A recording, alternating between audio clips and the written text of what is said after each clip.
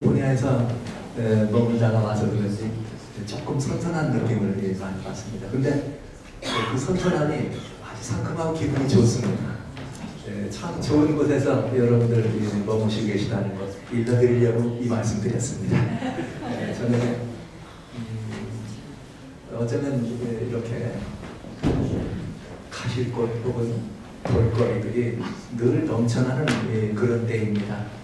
늘 그렇게 넘쳐난 그런 시간인데 그런 모든 것들을 다 뒤로 내려놓으시고 이 자리에 오셔서 이 선선한 이런 가운데서 저녁 시간에 예쁘고서 준비하는 것도 아닌데 그냥 가만히 앉아서 시간만 지내시는 게 힘드실 텐데 이 시간에 함께 해주셔서 참으로 감사드리고요. 오늘 함께 하신 여러분 모두는 참 잘 오셨습니다. 정말 참 잘 오셨습니다. 우리 목사님은 궁금한 걸 다 적어서 내라 그러셨는데 어려운 거 빼고요. 어려운 건 묻지 마시고 쉬운 것만 물어보시면 제가 좀 신나게 대답을 해드리도록 하겠습니다. 저는 이제 여러분들 이 짧은 시간 동안에 하나님의 말씀 하나님 말씀 이 전부에 들어있는 말씀에 있는 매우 중요한 에피스들만 좀 뽑아가지고 여러분들과 같이 나눠야 합니다. 그래서 이 말씀을 나누는데 이 속에 특별히 우리들의 일상적으로 살아가는 삶의 이치나 영생의 이치만 들어있는 것이 아니라 이 하나님의 말씀은 우리들이 매일매일 살아가는 그 삶의 뒤에 우리의 삶에 다가와야 될 많은 뒷일까지라도 미리 말씀해 주셨다는 것이죠. 그래서 우리는 이 말씀들을 살펴보면서 오늘 이 시대를 깨닫고 내일을 향해서 준비하고 예배할 수가 있겠습니다. 이번에는 특별히 다양한 많은 말씀 가운데 주님께서 우리들에게 주시는 인류의 미래에 대하여 아닙니다. 사실 여기서 저희가 많지 않은 사람들이 모여서 인류를 이야기하는 건 좀 가당치 않습니다. 모든 사람들이 모여서 있는 그 인생을 나누면 역사가 되지만 그저 한 사람 한 사람의 평생을 나누면 그냥 한 인생일 뿐이죠. 그저 우리는 많지 않은 우리 인생들에 살아가는데 하나님이 마련해 주신 평안한 길이 무엇인가를 살펴보면 그것으로도 능히 우리는 큰 가치를 소유하게 될 수 있으리라고 생각하면서 여러분들과 같이 주어진 시간 동안에 많은 분량을 짧은 시간 동안에 아주 이렇게 조그만 팝켓에 넣어서 여러분들에게 말씀을 드리려고 합니다. 어제 저녁에는 오늘날 이 시대에 살아가는 저희들의 모습을 시대에 살아가는 모습을 인류의 내일을 바라보는 걱정하는 사람들, 우리들이 살아가는 삶의 터전을 걱정하는 사람들, 하늘의 별자리를 바라보고 걱정하는 사람들과 우리의 삶을 윤택하기 위해서 염려하는 과학자들과 이런 모든 사람들이 함께 모여서 오늘 우리는 참 힘든 시대를 살아가고 있습니다. 우리는 위협받는 시대에 살고 있습니다. 근데 그 위협이라고 하는 것이 환경적인 위협만 있는 것이 아니라 우리가 만들어놓은 과학기술 때문에도 위협을 받고 있습니다. 이래서 우리들이 살고 있는 이 시대가 참 힘든 시대라는 것을 예고하고 있는 것을 잠시 보았어요. 그래서 현재 우리가 처해있는 이 현상은 온도가 올라가고 또 많은 사람들이 이렇게 염려하는 다양한 일들을 오늘 우리 귀한 장로님께서 기도하신 것처럼 어떤 곳에는 홍수로, 어떤 곳에는 태풍으로, 어떤 곳에는 화재로, 어떤 곳에는 더위로, 어떤 곳에는 추위고 엄청난 재앙들이 이렇게 떨어지는 것. 그러나 어제 잠깐 말씀드린 것은 이런 모든 것들은 전부는 아니다. 얼마 정도입니다? 3분의 1이라는 것. 왜냐? 3분의 1인 이유는 뭐가 있다는 거예요? 아직 기회가 있다는 거예요. 모두가 아니라고 하는 게 의미가 있는 것이죠.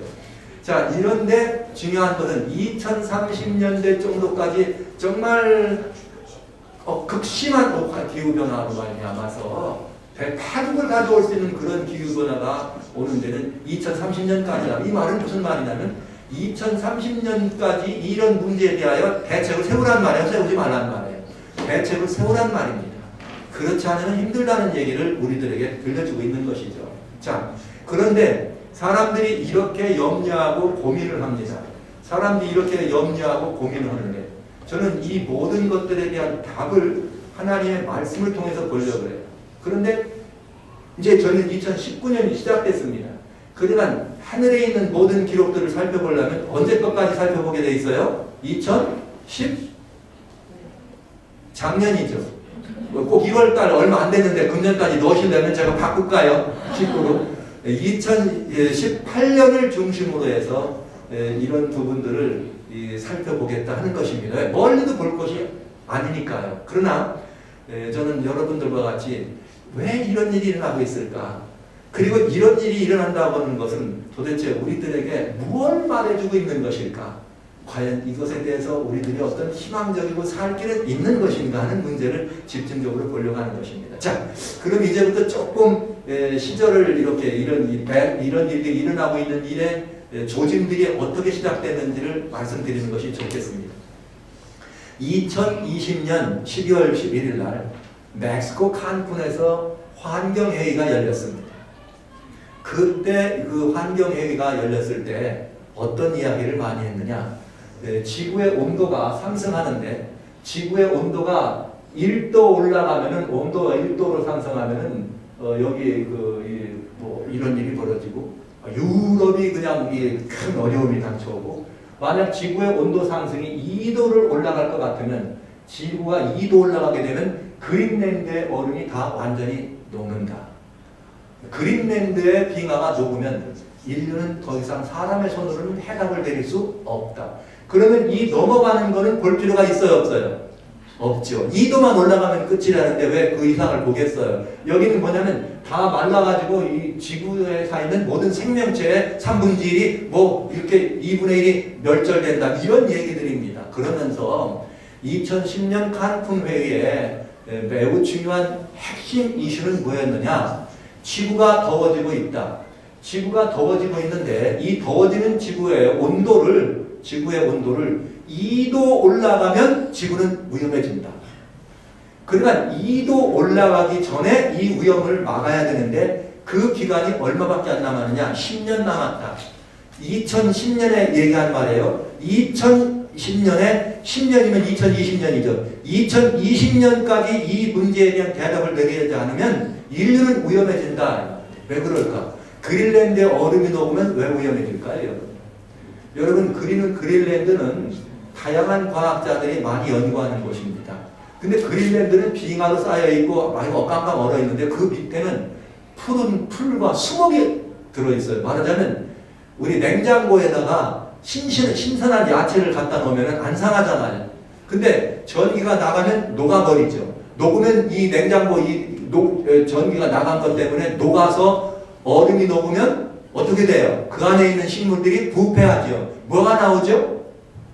식물이 썩어 부패하면 예전에 한국 분들은 말이죠. 가스가 없고 이게 석유가 드물 때 그런 걸 모아가지고 거름이나 이런 것들을 발효시켜서 거기서 나오는 메탄가스로 사용을 했어요. 연료로. 그러니까 그린랜드의 빙하가 녹으면 두 가지 문제가 생기는데 두 가지 중에 한 가지는 있다 볼 것이고요. 그 중에 하나는 뭐냐? 그 안에 들어있는 거대 이 식물군이 부패되기 때문에 그 부패로 말미암아서 뭐가 올라와요? 유해가스가 올라오면 거기는 지구촌의 화약고가 된다. 그래서 매우 위험한 곳이었습니다. 그런데 10년 동안 이 문제를 해답을 내리지 않으면 인류는 생존에 아주 위험에 직면합니다. 그랬는데 2015년에 이 문제가 큰 어려움이 되게 됐어요. 불과 10년 안에 해결하라고 했는데 5년 만에 여름의 온도가 평균 온도가 아니고 여름의 온도가 2도에 육박합니다. 그래서 70차 유엔 총회 때 여기 미국의 프란치스코 교황이 직접 왔잖아요. 왔을 때 세계의 엑스트라 어디너리 아젠다와 17개의 지구를 살리고 바꿀 수 있는 17개의 골을 이어서 발표하면서 지구 살리는 운동을 시작합니다. 그 첫 번째 운동이 뭐냐? 빨리 이 망가지는 환경을 막기 위해서 보여야 된다 해서 그동안은 환경회의나 이런 걸 할 때 미국은 거기 참여를 잘 안 했습니다. 미국은 그 당신들끼리 하세요 이렇게 얘기했는데 오바마 대통령이 주선해가지고 더 빨리 COP21 파리 회의를 열게 됩니다. 파리 회의를 열게 되면서 그때 195개 나라가 사인을 합니다. 우리가 다 이 문제로 어떻게 됐다? 하나 되겠다. 그러면서 여기서 주요 주제는 뭐냐면 이렇게 더워지는 이유가 화석연료를 쓰기 때문에 화석연료에서 발생되는 유해 이런 가스들이 이산화탄소를 중심으로 발생해서 이 지구의 환경이 망가져서 그렇다는 거예요. 그렇기 때문에 이 화석연료 사용하는 걸 줄이기 위해서 여러분 이 자동차 타는 거 아니면 공장의 가스들을 줄여야 합니다. 그랬더니 막 그 벤츠에서는 말이죠. 앞으로 10년 뒤에는 이 개솔린 차가 안 만든대잖아요. 이런 발표를 해가면서 전 세계가 합동합니다. 그게 2015년 12월에 발표한 이야기입니다. 그런데요, 2016년에 그 발표가 무색하게 2016년에 지구 온도는 1도 섭씨 1도가 올라가 버렸습니다. 이게 막 발등에 불이 떠져진 거죠. 그랬더니 2016년 6월부터 무슨 일이 벌어졌느냐? 이제 나사를 중심으로 세계인들이 움직이기 시작합니다. 어떻게 움직였느냐? 도무지 이 지구가 이 온도가 올라가는 것을 어쩔 도리가 없다. 어떻게 하면 이걸 막아볼 수 있겠느냐? 연구해보자. 그래서 이 땅에서뿐만 아니라 우리 지구의 위에 있는 이 공중에서 지구의 궤도까지 이 하늘에 있는 이런 모든 이 궤도까지로 연구하면서 이 문제에 대해서 기후변화가 왜 이렇게 일어나는지 문제에 대해서 살펴봐야 되겠다 해서 나사에서부터 이제 대대적인 운동을 물론 전에도 있었죠. 그러나 이때부터는 아주 본격적인 운동을 진행합니다. 그런데 이 나사가 그렇게 망가져가는 지구를 살릴 수 있을까요? 여러분, 스티븐 호킹 작년에 돌아가셨죠? 그분이 2016년에 뭐라 그랬는가? 지구는 더 이상 위험하다. 그러니 그 사람이 내린 주문이 뭐냐? 외계 지구를 찾아라 하는 것이었습니다. 외계 지구라는 게 뭐냐? 다시 말하면 지구는 더 이상 버틸 힘이 없으니까 빨리 도망갈 준비하라는 거죠. 지구를 도망가면 어디로 갑니까? 달로 가요? 달은 물이 없잖아요. 어디로 가게 됐어요? 예. 여러분, 왜 화성 얘기가 요새 자꾸 나오느냐? 이래서 나온 얘기입니다. 그래서 외계 지구를 찾기 시작한 거예요. 지구촌이 심각한 상태라는 것입니다. 지구촌이 너무 아파요. 이제는 더 이상 견딜 수 없다는 것입니다. 자, 이래서 외계 지구를 찾는 일이 벌어졌더니 외계 지구를 찾아보니까 1280개 정도로 우리가 가능한 것이 지구만한 것이 있는데 그 중에 약 500여 개가 지구하고 환경과 생태계가 비슷하답니다. 그래서 2016년에 오바마 대통령은 백악관으로 사람들을 불러가지고 초청해내면서 10월 달에 뭘 발표하냐? 미국은 이미 준비하고 있었습니다. STEM이라고 STEM 교육 이런 것들을 발표하게 돼요. 그게 뭐냐? Science, Technology, 그 다음에 뭐죠? E니까 Engineer, 그 다음에 M이 Math. 이것을 집중적으로 교육해서 우리가 우주를 정복해나고 화성에서 살기 위해서 2030년 미국은 화성 이주를 준비한 것입니다. 신기한 얘기죠. 2030년에 미국 사람들 어디로 옮기기 시작한다고요? 화성으로. 그걸 준비하기 위해서 1년에 10만 명씩의 스템 기술자들을 배출합니다. 50개 주에서 매년마다 이것을 10만 명씩 해서 10년이면 몇 명 나와요? 100만 명. 교사들의 10만 명을 양성할 계획입니다. 10만 명의 기술자, 매년은 10만 명의 기술자고요. 스템 교육을 가리키는 교사만, 전용 교사들만 10만 명을 양성합니다. 이게 지금 미국의 50개 주에서 일어나고 있는 일입니다. 그게 오바마 대통령이 2016년 10월에 발표한 거예요. 그래 놓고 그 대통령 자리를 누구한테 불러줬어요? 트럼프에게 불려준 것입니다. 그랬더니 여러분 아시는 테슬라를 자동차를 만든 일론 머스크가 2030년은 늦습니다. 2030년은 늦습니다. 우리는 언제부터 가게 되겠다? 2022년부터는 보내기 시작해서 2024년 화물 보내기 시작해서 2024년부터는 화성에다가 기지를 건설하고 사람을 보내는 일을 시작하겠다. 그리고 로키드에서는 한 번에 100명씩 타는 우주선을 준비하고 있는 것입니다. 그 로키드가 100명 타는 우주선을 준비하는 것을 스페이스X라고 하는 일론 머스크가 여기다 실어서 보내겠다고 해서 작년 2월 달에 쏜 팔컨 9이라고 하는 거기, 헤비러더라고 하는 그게 100명의 사람을 태울 수 있는 정도의 무거운 우주 왕복 로켓을 거기다 앞에 있는 우주선을 쏴버린 거예요. 그리고 사람 대신 뭘 실었느냐? 여러분 타고 다니는 테슬라라고 하는 자동차를 실어 보냈습니다. 이게 작년 일이었습니다.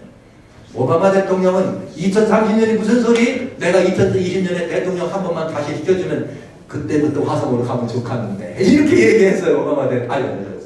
누구죠? 트럼프 대통령. 자, 이만큼 우주에 관련된 이야기들이 과거의 이야기가 아니라 현실적인 얘기로 다가왔다는 거예요. 지금까지는 우주가 화성을 가는데 9달, 6개월에서 9달 걸려요. 6개월에서 9달. 그런데 여러분, 6개월에서 9달 걸리는 화성 가는데 나사에서 발표하기를 화성을 3일이면 가면 이만하면 갈만한 거 아니에요? 3일이면? 여러분 어떻게 생각하세요? 화성 가는데 3일이면 간다면 한번 가볼만 하지 않아요? 그 3일이면 뭐 웬만하면 여기서 저 사우스 아프리카 왔다 갔다 두 번 하면 되는 거 이렇게 하면서 갈 수 있잖아요. 3일이면. 예. 그런데 3일이면 화성을 갈 수 있는 이런 기술적인 준비가 다 끝났다 이렇게 발표를 했어요. 나사에서. 예. 그리고 이번에 오리온이라고 하는 우주 왕복선을 띄워서 갔다 오게 하고 지난번에는 인사이트라고 하는 화성 탐사선을 착륙시키면서 온 우주 사람들을 보이게 한 것입니다. 그게 2016년부터 시작된 인류의 피난처를 준비하는 사람들의 이야기입니다. 과연 그게 어떻게 될까요? 궁금하긴 하죠. 이런 문제들에 대한 사람들이 이렇게 생각하는 것은 사람의 이 안전과 미래를 위해서 이런 일을 준비하는 것은 잘하는 일이잖아요. 그죠? 옳은 일이잖아요. 그러나 이것이 뭐가 된다면 잘하는 일이에요. 완전한 답이 된다면 잘하는 일이지만 만약 그렇게 해도 답이 안 된다면 무슨 일입니까? 그건 헛일하는 거죠. 과연 이건 어떻게 될 것인가? 자, 그렇게 해서 시작한 2016년이에요. 최고도로 온당한 온도가. 그랬더니 2017년에 여기 AP, CNN, 팍스, BBC, 알자지라 전 방송이 내놨던 2017년을 정의한 파도는 뭐냐? 자연이, 환경이 nature goes crazy. 미쳐가고 있다. 이렇게 얘기한 것입니다. 환경이 어떻게 되고 있다고요? 미쳐가고 있다. 뭘로 미쳐가느냐? 여기 나와요. 바람, 불, 홍수, 지진으로 미쳐가고 있다. 예, 이렇게 이상한 일이죠. 그리고 2018년 작년을 맞이합니다. 그래서 작년에 또 역시 최고도로 더웠다. 2027년이 더웠다. 발표가 끝나자마자 무섭게 2018년은 레코드 브레이킹이라고 하는 말이 나올 만큼 완전히 이 환경적인 이 대재난의 시대를 맞이하게 된 것입니다. 우리가 대재난을 맞이하게 된 것입니다. 그래서 저는 이제 여러분들에게 이런 모습을 보면서 산불재난이다. 오늘 우리 시대에 일어나고 있는 이 많은 일들은 사람의 손으로는 예측도 불가능하고 일어나는 것을 막을 수도 없고 일어났을 때 회복도 불가능하다. 그래서 예측 불가, 저항 불가, 회복 불가라는 말을 제가 어저께 여러분들에게 말씀을 드렸습니다.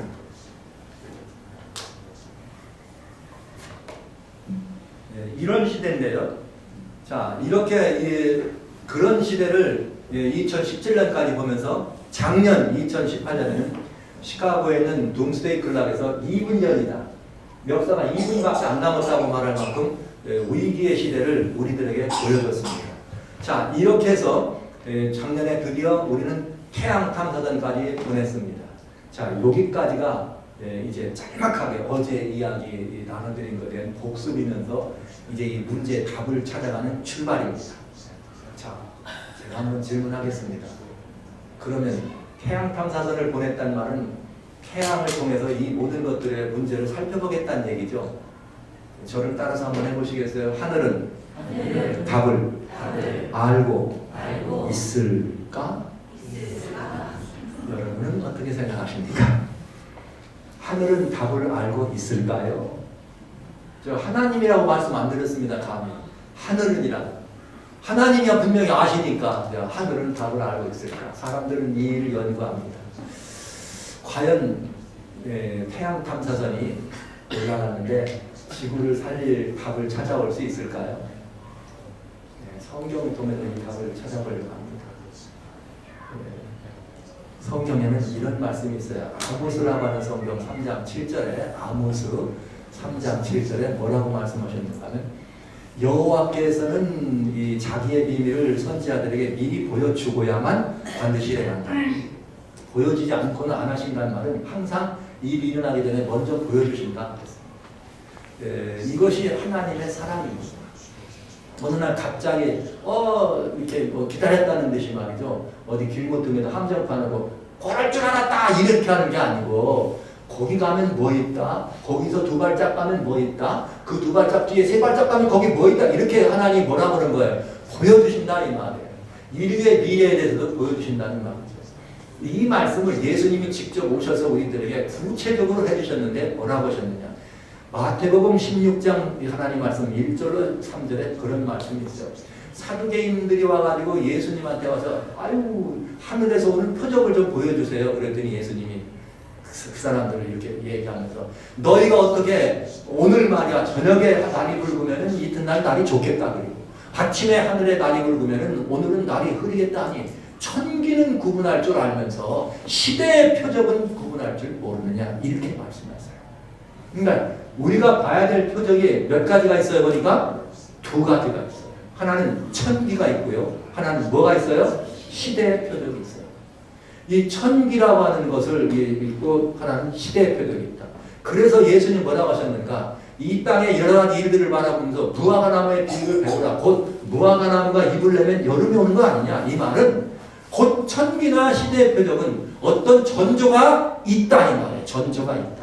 그래서 우리는 뭘 살펴봐라? 징조들을 살펴봐라 그랬어요. 두 가지를 살펴라. 하나, 하늘에 나타나는 징조를 살펴보고 또 두 번째는 뭘 살펴봐라? 때의 징조를 살펴봐라. 시대의 징조. 하늘의 징조는 말 그대로 우리 클라이밋 체인지 같은 이런 기후변화 이런 거 아닙니까? 그러나 때의 징조는 사람과 사람 사이, 나라와 나라 사이 이런 모든 영적인 질서를 살펴보는 것이 때, 시대의 징조입니다. 그래서 오늘 이 시간부터는 여러분들에게 제가 이 천기를 좀 누설을 하려고 해요. 천기 누설. 제가 이 호기심이 많은 사람입니다. 호기심이 많은 사람인데 서울에 가면 서울중앙교회라고 있어요. 화신백화점 있는 골목길에 서울중앙교회가 있는데 서울중앙교회가 아주 재밌는 교회입니다. 왜냐하면 그 길을 놔두고 가다가 왼쪽으로 들면 조개가고 오른쪽으로 들면 하나님 교회입니다. 이렇게 돼서 양쪽으로 돼 있어요. 근데 어느 날 제가 이렇게 그 중앙교회 앞을 지나가다가 거기 이렇게 보니까 간판이 이상한 간판이 붙었더라고요. 그 간판 이름이 뭐냐면 천기 누설 도통가 이렇게 돼 있더라고. 이 집에 천기를 누설한다고 그래 있네. 그러길래 제가 호기심이 많은 목사님 이게 가만히 있어봐.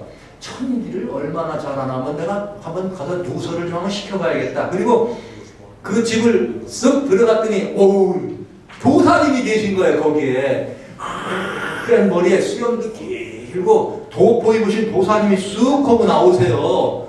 나오시는데 이렇게 저하고 눈이 탁 마주쳤습니다. 그래서 제가 이렇게 연세 많은 어르신이 그래 안녕하십니까. 이렇게 제가 보니까 도사님이신 것 같습니다. 도사님 안녕하십니까. 그랬더니 그분이 주춤하세요. 그러면서 제가 그 눈을 딱 보고 지나가는 과객입니다. 근데 천기를 누설하시는데 도가 통한 집이라 그래서 혹시 저도 조금 천기를 아는 바가 있어서 우리 도사님이 천기 누설을 하신다 그러는데 한번 좀 확인해 볼 게 있어가지고 잠시 좀 들렸습니다. 그랬더니 이분이 저를 이렇게 보더니 한참 저를 아주 그냥 빛나는 눈으로 도사님을 보시더니 그분이 진짜 도통하신 분이더라고요. 저는 그때 제가 이렇게 뭐 목사같이 양복을 입은 이런 것도 아니고 제 머리가 좀 이렇게 보기가 좀 그렇죠.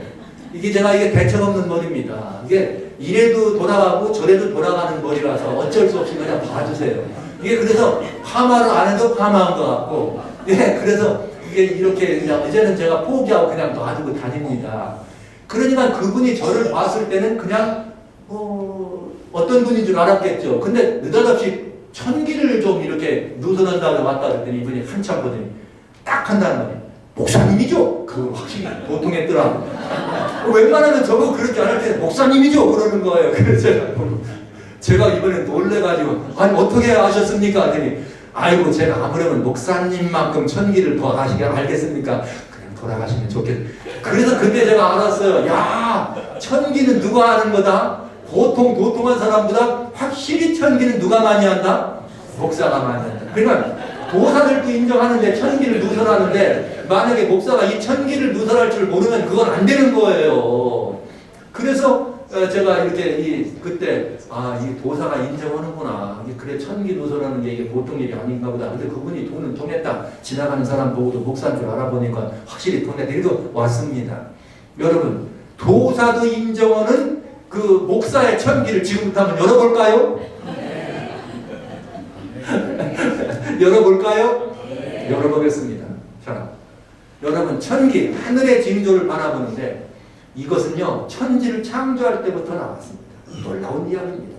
놀라운 이야기입니다. 창세기 하나님 말씀 1장에 천지를 창조한 내력이 기록될 때 네 번째 날 하나님의 뭘 만드세요? 광명을 만드십니다.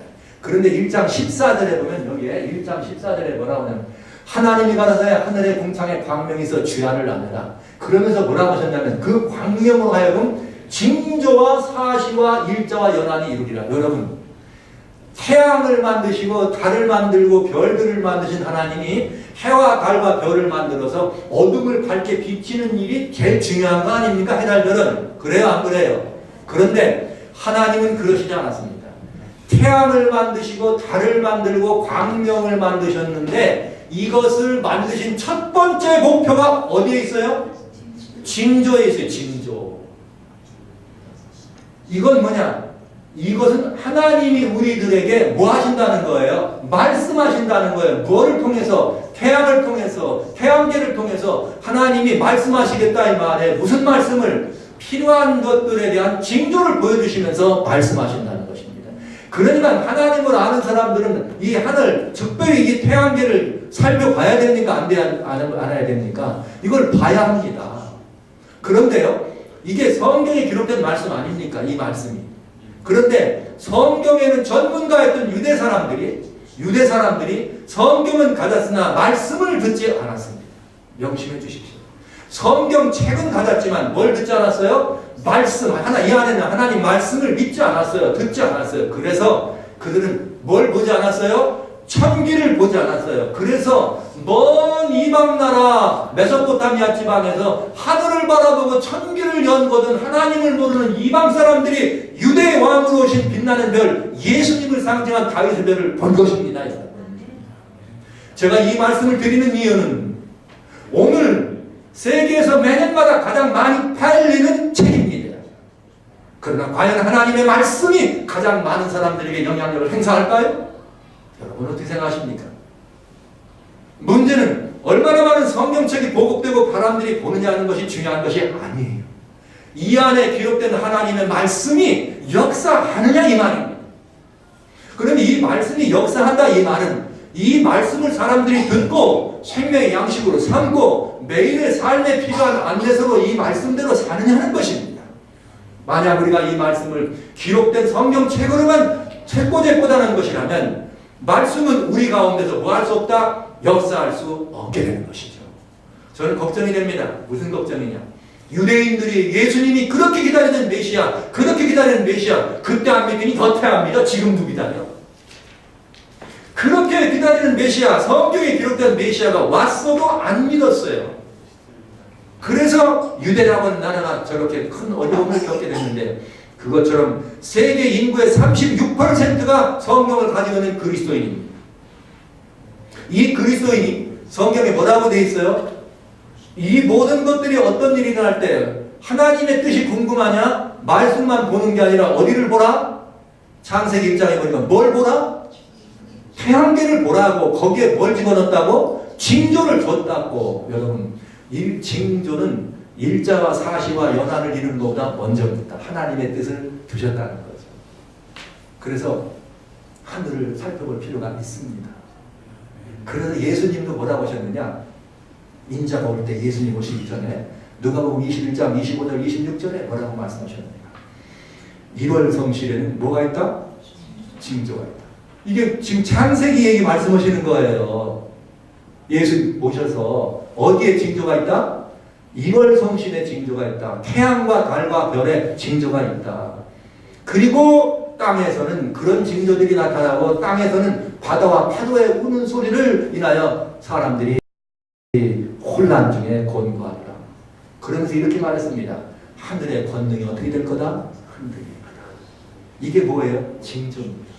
그래서 이런 이 어려운 일이 있을 때 태양계의 징조를 살피는 것은 그리스도인들이 마땅히 해야 할 일입니다. 마땅히 해야 할 일입니다. 다우 이 지수가 지금 올라갔냐, SP 지수가 내려갔냐, 이것도 징조지만 그걸 보기 전에 뭘 볼 수 있어야 돼요? 태양의 징조를 볼 수 있어야 합니다. 하나님이 이걸 통해 우리에게 말씀하십니다.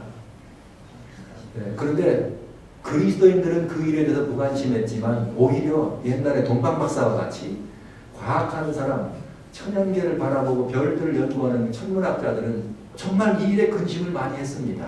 그래서 2009년에 무슨 일을, 2006년에 무슨 일을 하느냐, 태양계 맨 바깥변인 명왕성, 태양계 맨 바깥변인 명왕성 플루토를 향해서 브라이전이라고 하는 우주선을 보내가지고 이 우주선이 보내오는 그 소식을 가지고 이 태양계의 변화를 예측하고 연구하려고 보냈습니다.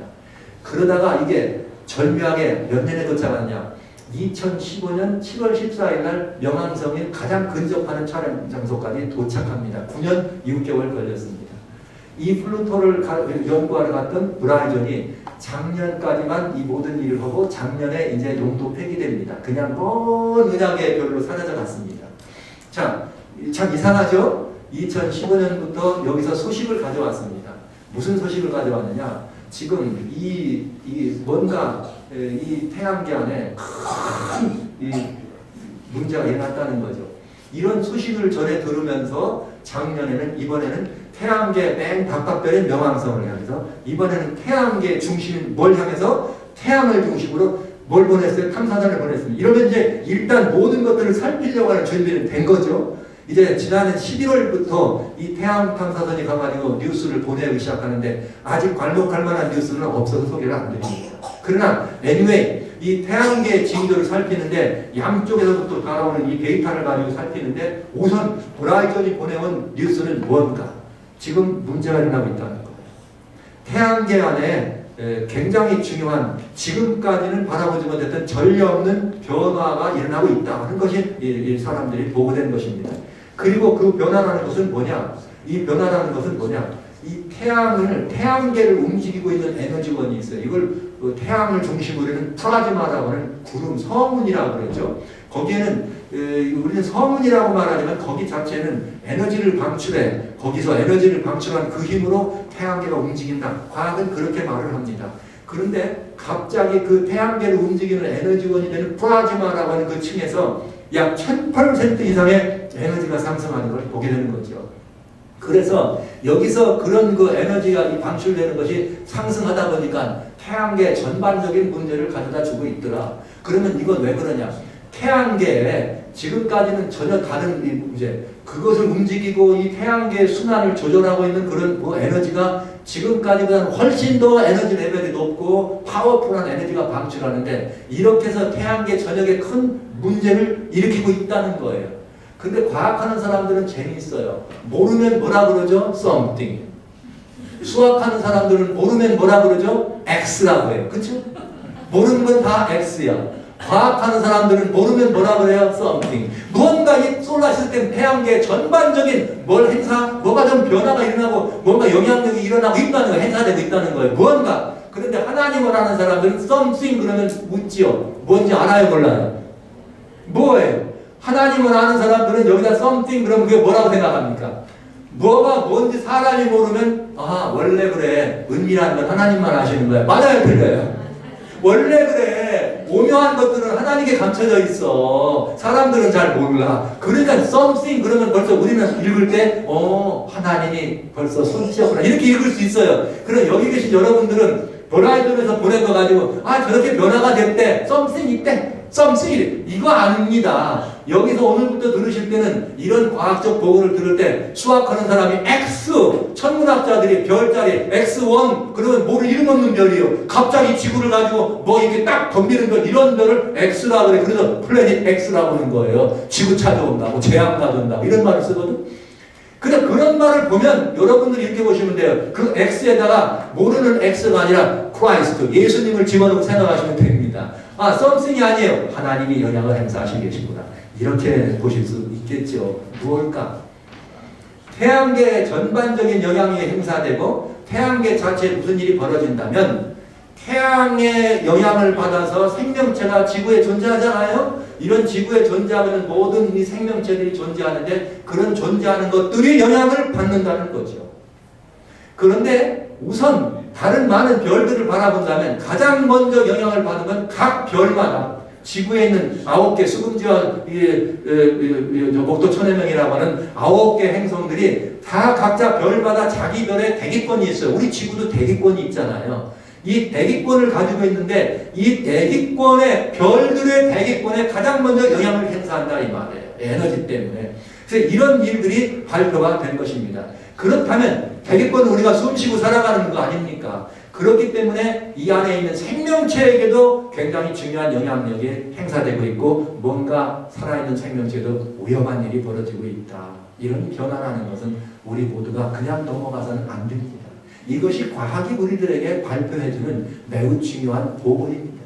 자, 그러면 한번 살펴보아야 합니다.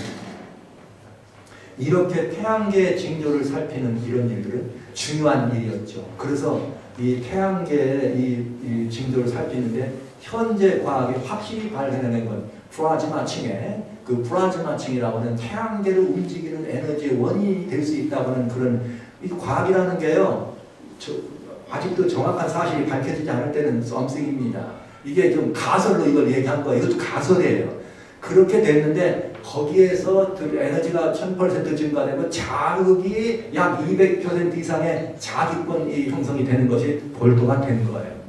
그래서 이것들이 각 별마다 영향을 끼치는데 여러분이 보시는 것처럼 뭐 수성은 뭐 아예 얘기할 것도 없지만 금성, 벌써 이건 금성입니다. 금성도 이미 금성에 있는 대기권에 약 2500%의 오로라를 벌어진 금성이 별이 밝아졌습니다. 이게 왜 이런 일이 벌어지는가? 왜 또 오로라 현상이 일어나는가? 잠시 뒤에 보겠습니다. 금성 다음에 뭐가 있어요? 우리 지구를 빼고 화성. 여러분들이 학교에서 공부하실 때는 화성을 뭐라고 보셨냐면 한쪽 끄트머리는 얼음으로 되어 있고 한쪽 끄트머리는 사막으로 이렇게 배우셨죠. 화성을 배울 때 다 그렇게 배우셨어요. 그런데 지금은 화성에 얼음층이 있다 없다? 없대요. 왜 없느냐? 글로벌 워밍. 화성에 먼저 글로벌 워밍이 일어난 거예요. 더워져서 얼음이 다 녹아가지고 안으로 스며들어가 버렸어요. 그래서 지난번 보낸 인사이트라고 하는 그 화성 탐사선에서 그 화성을 잘라서 그 밑에까지 들어가 보려고 하는 것입니다. 물이 있나 없나 생존을 위해서. 이게 화성입니다. 그 다음에는 목성입니다. 목성도 밝기가 밝아졌죠. 달이 여러 개 있는 목성이 밝아 달아지고. 그 다음에 여러분 아시는 것처럼 이 목성, 이 주피터라고 하는 이 목성도 마찬가지로 이 플라즈마, 원래 목성부터는 우리가 서 있는 이런 지구와 같은 별이 아니에요. 땅이 있는 별이 아니고 기체들이 쌓여 만들어진 행성입니다. 목성부터는 사람이 앉을 수 있는 게 아닙니다. 근데 거기에 목성 주변에는 뭐가 있었느냐? 이 목성 또 옆에 토성이죠. 그 뒤에는 항상 뭐가 있었냐면 제트기류가 흘렀어요. 토성 같은 거는 예쁜 띠가 있잖아요. 이게 제트기류인데 지금은 그 제트기류가 점점점 없어지고 제트기류 대신 거기에 뭐가 나타나냐? 엑스레이, 방사선이 지금 방출되고 있습니다. 뭔가 지금 대단한 변화가 있는 것이에요. 이런 이 변화가 천왕성이 밝아지고 있어요. 해왕성이 밝아집니다. 여기 마지막에 있는 명왕성이 밝아집니다. 이렇게 해서 그 명왕성을 탐사하러 갔던 이 브라이존이라고 하는 우주선이 보낸 건 뭐냐? 별들이 지금 대기권의 영향을 받고 있다. 대기권의 영향을 받는 이유는 태양에서부터 오는 어떤 에너지에 의해서 영향을 받고 있다. 이런 일이 벌어진 것입니다. 그런데 이것 때문에 지구는 어떤 영향을 받느냐? 몇 가지 중요한 영향이 있어요. 첫째, 지구는 뭐냐? 전 지구적인 매우 중요하고도 분명한 전 지구적인 기후변화. 지구의 그 다음에 지구의 이런 그 부형의 물리학적인 그런 변화. 이건 지질에 대한 변화가 있다. 그 다음에 두 번째, 지구의 지축의 변화가 있다. 지구는 지축이 얼마 기울어졌죠? 23.5도 기울어졌습니다. 23.5도 기울어지는 지축의 변화가 있다. 세 번째는 뭐냐? 그 바람에 지진이 엄청나게 늘어난다. 그 다음에 뭐가 있느냐? 화산이 폭발을 더 많이 자주 한다. 이런 변화 때문에. 그리고 이 엄청난 기후 변화가 있다. 이렇게 발표한 것입니다. 그리고 결론, 무언가 우리 태양계에 전반적인 태양계 안에 무언가 지금 뭔가가 일어나고 있다. 무엇인가 태양계 안에 어떤 영향력인가를 지금 끼치고 있는 무언가 있다. 과학은 아직 대답하지 않았습니다. 그래서 제가 기대합니다. 태양 탐사선이 올라갔으니까 이 태양 탐사선이 가가지고 보고하기를 이렇게 해주기를 저는 기대합니다. 여러분, 우리에겐 답이 없습니다. 답이 있다면 태양을 만들 수밖에 답이 됩니다. 이렇게 발표해 주기를 저는 기다리는데 혹시 여러분들은 어떻게 생각하세요? 그런 보고가 나올 것 같아요? 그런 보고 나올 것 같아요? 절대로 안 나오겠죠? 그런 보고는. 태양에 간 사람들이, 사람이 아니죠. 태양에 간 탐사선이 이거는 우리 힘으로는 안 됩니다. 이건 이렇게 발표를 하면 참 좋겠어요. 그러나 anyway, 우리 한번 기다려볼 필요가 있습니다. 자, 이제 태양에서부터 오는 보고는 어떤 보고일까? 그건 조금 기다려야 되겠죠? 혹시 이제 나중에 이 시간이 돼서 보고가 온다면 여러분들에게 온라인으로 보내드리겠습니다. 자, 박스뉴스가 지구를 위협하는 첫 번째 위험 요소를 뭐라 그러느냐? 태양에서 쏘아붙이는 솔라플레어, 태양풍이다. 이렇게 말했습니다. 재작년 얘기입니다. 이게 지금 이 보고가 되면서 이 태양계 플라즈마에 있는 에너지층이 1000% 이상 상승한다 하면서 무슨 일이 벌어졌느냐? 태양이 폭발을 계속하는데 이 태양풍 발생이 이게 심각한 문제가 되기 시작한 것입니다. 그래서요, 태양풍 솔라플레어라고 하는 것이 지구인들에게 영향력을 그렇게 끼치지 않았습니다. 그래서 태양풍 관측소는 없었는데 한국도요, 재작년에 태양풍 관측소도 세웠습니다. 이게 이제는 위험해져서 이 태양풍 관측소를 세우는데 이 태양은 뭘 말하느냐? 태양에는 선스팟이라고 하는 태양 흑점이 있어요. 이 태양 흑점이 군데군데 이 흑점은 뭐냐면 태양 표면에 다양한 에너지층을 모아가지고 그 에너지층이 뭉쳐있는 그걸 보고 우리는 이 솔라스팟, 이 선스팟, 이 태양 흑점이라는 이 흑점은 11년마다 한 번씩 터져요. 11년마다 한 번씩 터져 주기적으로. 근데 뭐 한꺼번에 태양 흑점이 다 터지는 게 아니고 군데군데 있는 게 서로 11년마다 이렇게 한 번씩 터집니다. 이 태양 흑점이 터졌을 때 발생하는 바람이 솔라플레어, 태양풍 혹은 태양폭풍이라고 하는 것입니다. 근데 이 태양폭풍이 지구에 오는데 어마어마하게 큰 거는 수소폭탄 수백만 개짜리가 있어요. 그거는 태양폭풍 진도 6예요. 디그리로 6. 작은 건 1번입니다. 1도. 이런 것들은 지구 오는데 며칠 걸립니다. 바람이. 그러나 그 어마어마한 진도가 4도, 5도 이상 6도가 가는 이런 태양풍이 터지면 이게 지구 오는 데는 약 얼마 걸리느냐? 몇 분 걸려요. 몇 분. 8분에서 15분 사이. 태양에서 여기 다가오는데. 이게 어마어마하게 빨리 오는 거죠. 이 에너지가 어마어마한 에너지가 옵니다. 자, 이게 지구를 향해 올 때 어떤 일이 벌어지느냐? 지구는 아주 위험해져요.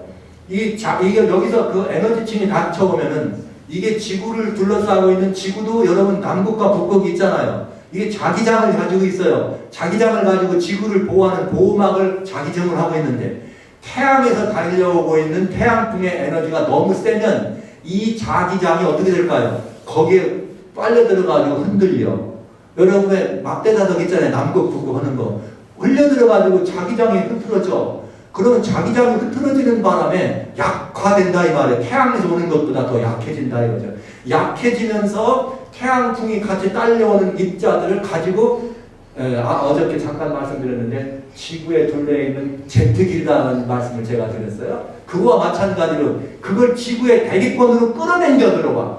태양 자기장이 강하면 막았는데 이게 약해지는 바람에 너무 태양에서 오는 게 세니까 막을 수가 없어서 어떻게 해요? 막을 수가 없으니까 그 자기장을 통해서 뭐가 들어와요? 그 솔라플레어를 통해서 이 태양에서 발생되는 다양한 그런 입자들이 들어와.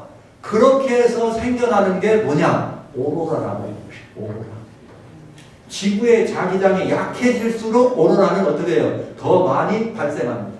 이게 목성에서부터 시작해요. 목성 같은 거대 거기는 아주 엄청난 자기장이 있어서 제트기류가 띠처럼 보이는 토성도 그렇고 띠처럼 보이는 동네 아닙니까? 그런데 거기도 이미 약해지는 바람에 그 강력한 입자를 끌어당기니까 오로라 현상이 일어났어요. 근데 지구에도 이런 오로라 현상이 일어나고 있습니다. 근데 여러분 오로라를 보기 위해서 겨울철에 이렇게 여행 가셨잖아요. 아니 관광 가셨잖아요. 이렇게 거기. 근데 지금 요즘은 오로라가 아무 때나 가면 볼 수 있어요. 왜? 지구의 자기장이 많이 약해져가지고 그럴 정도로 지금 위험해졌습니다. 자, 오로라라고 하는 것은 태양에서 방출된 대전지자라는 말은 그 에너지원이 올 때 자기장을 띄고 있기 때문에 전자적인 현상이 있다는 게 대전지자예요. 이게 지구 자기장에 이끌려가지고 대기로 진입하면서 생겨나는 것이 오로라입니다. 그러면 여러분, 오로라를 우리는 뭐라고 말했느냐? 너무너무 이뻐서 신의 선물이라고 그랬어요. 그런데 제가 지금 설명드린 이 설명을 듣고 나니까 이게 신의 선물이에요? 뭐예요? 이게 선물이에요? 저주예요? 신의 선물이 아니고 뭐의 저주입니까? 환경변화의 저주예요. 이게 대단히 위험한 건데 우리는 그거 보러 구경 가, 돈 들여서. 이게 지금 뭘 말하고 있는데 지구가 뭐 되고 있다고요? 망가지고 있다고요. 이만큼. 이게 오로라가 그렇다는 거예요. 이게 뭘 말해주느냐? 지구의 자기장이 감소하고 있다 이 말입니다. 지구의 자기장이 감소해 생겨나는 첫 번째 것이 뭐냐? 이게 바로 오메가 블럭이라고 하는 현상입니다. 지구의 자기장을 일으키는 오메가 블럭이란 뭐냐? 이 지구의 북극 주변에 제트기류라고 하는 제트기류가 있어요. 띠같이 이것을 지구의 자기장이 강할 때는 땡땡하게 딱 붙들고 있어. 그러면 그 제트기류가 거기만 돌기 때문에 북극에 있는 얼음이나 이런 것들이 많지만 그 냉기운이 내려오지 않고 거기에만 있어요. 그러니까 북극의 얼음이 녹지 않고 보존되어 있는 거야. 근데 이 자기장이 약해지니까 이 제트기류를 둘러싸고 있는 그걸 붙들고 있는 힘이 약해지니까 이게 점점점 어떻게 돼요? 힘을 펄컥 놓쳤어. 놓치니까 제트기류가 이렇게 이 블럭을 형성했단 말이에요. 모양이 오메가 같다 그래서 오메가 블럭이에요. 이렇게. 그래서 이 블럭 안에 있는 데는 막 어떤 안쪽은 추워서 예를 들어 작년에 금년 올해 똑같은 현상이 일어납니다. 여기 여러분 계신 여기 동부 북부 해양 막 춥고 눈 오고 눈폭풍 오고 난리 나는데 요거 딱 넘어 들어가면 캘리포니아는 더워가지고 불나고 비 오고 홍수나 이게 있잖아요. 요게 그런 현상을 말하는 거예요. 이게 세계적인 현상으로 일어났다 이거죠. 요게 오늘 우리가 보고 있는 오메가 블럭이라고 하는 현상이고 뭐 오랄 블럭킹이 이런 현상이 바로 자기장이 약해서 일어난 문제다 이 말이에요. 지구를 둘러싸고 있는 지구의 보호막을 가지고 있는 지구 자기장이 약해서 생겨나는 문제입니다. 그러니까 여러분 이것은 우리들이 인위적으로는 해결을 할 수 있다 없다. 이 과학으로 해결할 수 있어요? 혹시 이렇게 하면 어떨까? 어마어마한 막대자석 만들어 북극에다 꽂아놓으면 그 자기가 그냥 막 땡겨갖고 가는 걸까요? 어때 생각하세요? 막대자석 어마어마한 거 만들어가지고 북극층에다 딱 꽂아놓으면 여기가 붓고 그러면 막 그 센 걸로 될까요? 지구의 어마어마한 자기장도 지금 이렇게 되고 있습니다. 그래서 지금 우리는 엄청난 기후 혹은 이런 날씨 이런 변화들을 어마어마하게 겪고 있는데 한쪽은 막 극한의 한 추위가 있는가 하면 바로 그 옆에는 혹서 막 더워가지고 이런 현상이 일어나는데 여러분 희한하죠? 그린란드의 얼음은 원래 언제부터 몇 월 달 돼야 녹기 시작하냐면 4월쯤 돼야 녹기 시작합니다. 이게 정상적으로는 녹았다 얼었다 하는가? 근데 지금은 2월 달부터 녹습니다. 그러니까 이게 지금 큰 어려움이 된 거예요. 왜 그러냐? 이 제트기류를 꽁꽁 붙들고 있으면 찬 기운이 안 내려오니까 안 녹아. 그러니까 이걸 못 붙들고 놔두니까 찬 기운이 내려오니까 떠드떠든 데는 추워졌고 대신 그 찬 기운을 내려주니까 얼려 있어야 될 곳은 어떻게 되는 거예요? 녹는 거죠. 이게 정말 우리가 겪고 있는 지금 현재 문제라고 하는 것을 과학과 지구과학과 환경과학이 보여주고 있는 거죠. 자, 이번엔 지축이 이동된다고 하는 말을 했는데 지축의 이동은 왜 일어나는가? 마찬가지입니다. 태양에서 쏴 날아오는 이 솔라 플레어를 통해서 오는 그런 그 강력한 에너지를 가지고 있는 이 대전 입자란 말이 다시 말씀드리는 작은 입자들이 전기를 띠고 있다 이 말이에요. 그러면 자석될 때 되면 붙어당기기도 하고 반대로 바뀌는 자석을 밀어내기도 하잖아요. 서로 반대극이 만나요. 이런 입자층을 가지고 있는 것이 강력한 에너지를 가지고 지구를 향해 달려옵니다. 지구는 지구를 보호하고 있는 남극과 북극의 자기장이 보호하고 있는데 태양에서 오는 자기권이 너무 세면 이게 흔들려. 그럼 흔들리면 어떻게 되느냐? 아프죠? 지구의 자기장이. 원래 지구는 어떻게 되냐? 북극과 남극이 이렇게 정상적으로 이쁘게 있어야 되는데 자기장의 영향을 확 받으니까 어떻게 돼요? 자극이 흔들릴 거 아니에요. 이렇게 흔들리면 바로 가려고 하는 이게 있어요. 자석, 막대 자석은 흔들린 다음에는 원래 남극 북극으로 돌아가려고 하는 성질이 있다는 말이에요. 그러나 너무 많이 세게 흔들리다 보니까 돌아가는 힘이 약해가지고 원래대로 잘 못 돌아가요. 못 돌아가니까 지축이 여기가 북극 아닙니까? 이 축이 흔들리고 있는 거죠. 이렇게 되는데 이게 흔들리면 어떤 문제를 가져다 주냐? 지구의 표층을 가고 있는 팬이라고 합니다. 지구 우리가 둘러있는 땅들, 멘트를 구성하고 있는 걸 팬이라고 그래요. 이 팬들이 지축이 흔들리는 바람에 밀려나. 이것이 밀려나가지고 생겨나는 게 뭘까요? 화산이 터지기도 하고 양약한 데를 보호되어 있어야 되는데 마그마층을 잘 붙어 있어야 되는데 지축이 움직이니까 약한 쪽을 타고 안정되어 있다가도 움직이니까 약한 데가 나오면 거기로 터져 나오게 됐다 이 말이에요. 그래서 화산이 터지기도 한다. 빈번하게. 이래서 일어나는 것들이 팬들의 이동이라고 해요. 팬들의 이동. 그래서 요즘 일어나는 지진을 보면 그냥 지진이라고 안 해요. 뭐 인도 유럽판이 무슨 뭐 아시아판을 밀었다. 뭐 환태평양 판이 이런 말을 많이 이제 막 하게 된다 이 말이에요. 왜 그러냐? 이렇게 해서 유라시아판이나 인도판이나 막 이걸 밀어서 1년에 40cm가 올라갔다 뭐 이런 얘기를 하는 게 바로 그런 겁니다. 이런 지진이 일어나고 있다 이 말이죠. 뭐 때문에요? 자기장의 영향으로 말미암아 지축이 흔들리기 때문에 일어나는 현상입니다.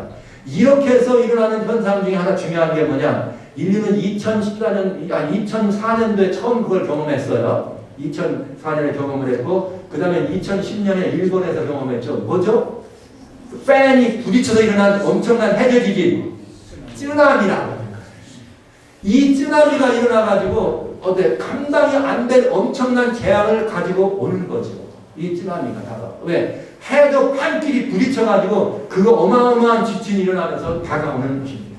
이게 오늘날도 종종 일어나고 여러분 이번에 인도네시아에서는 해저 화산이 폭발해가지고 이게 많은 사람들이 죽습니다. 그러면서 일어나는 그 쓰나미 현상이 바로 이런 현상입니다. 이런 현상이 뭐 때문에 일어난다고요?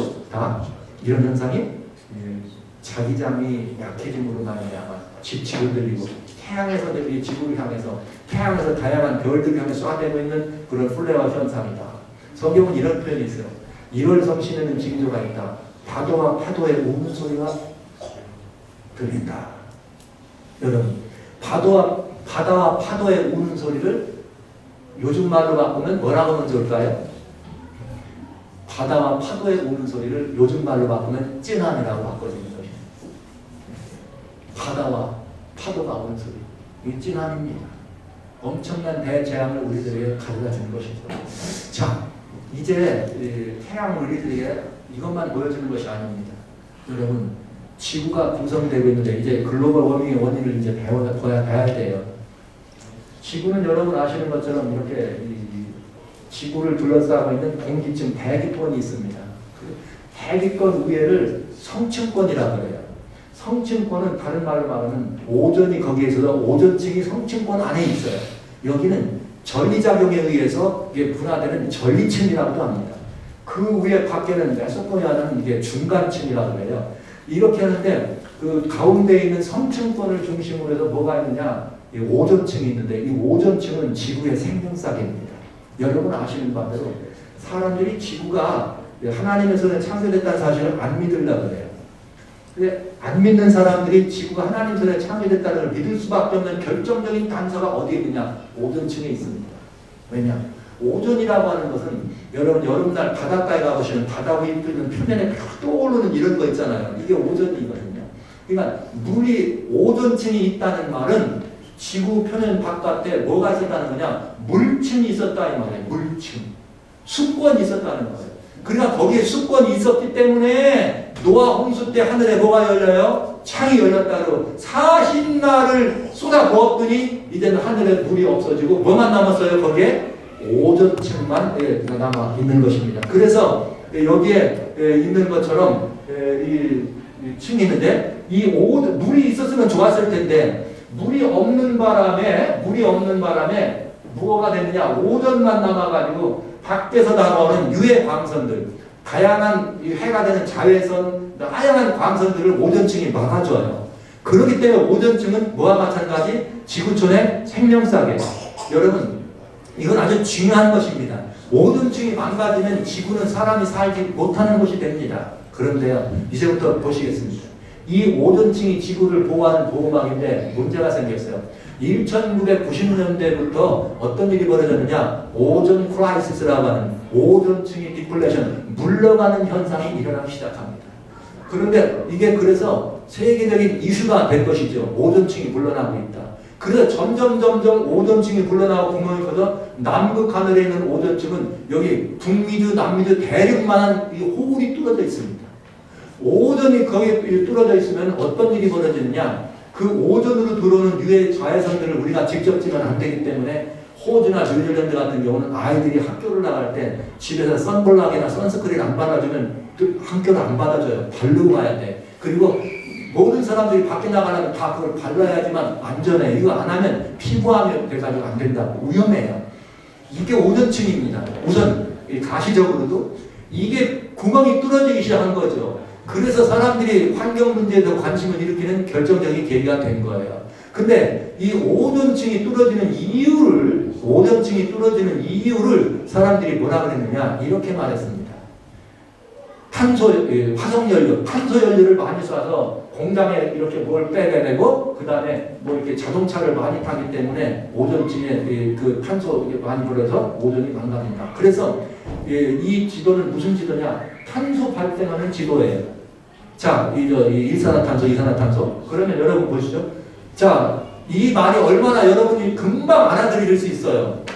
탄소 발생을 많이 하기 때문에 그것 때문에 오존층이 망가진다면 지금 여러분 보신 것처럼 이 시뻘건 부분이 탄소 발생을 많이 하는 도시화되어 있는 곳입니다. 숨쉬기 어렵죠. 제가 캘리포니아에 있을 때는 요즘 화재 많이 나가지고요. 진짜 숨쉬기가 나빠요. 밤에 집에 들어가면 집에서 불냄새가 냄새가 나고.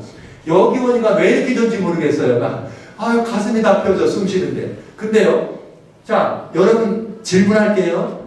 만약에 탄소 발생을 많이 하기 때문에 오존층이 뚫어진다면 오존층은 북극 하늘이 뚫어져야 됩니까? 남극 하늘이 뚫어져야 됩니까? 여러분 답하십시오. 어디가 뚫어져야 됩니까?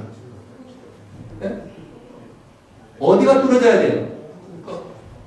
북극이 뚫어지는 건 당연한 거죠. 그런데 왜 오존층은 남극 하늘이 뚫어지느냐 이 말이에요.